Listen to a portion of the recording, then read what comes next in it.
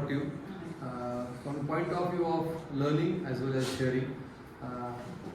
The most important part is that we came to know about wiki editing and we got a login, and which is as much an advantage as it is a responsibility now.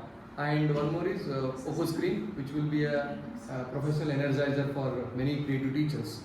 And we are thankful for RI for giving an opportunity regarding this. And recently I had an opportunity to listen to Jaden Patil. So where he talked about Indian English ELT is imitative or generative.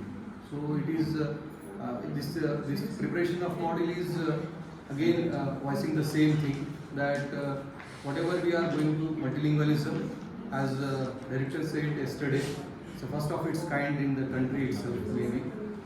So we are going to be a part of such a huge journey, and hope that we will be providing valuable inputs to this. And as of today and yesterday, the perception was that multilingualism means just bilingual.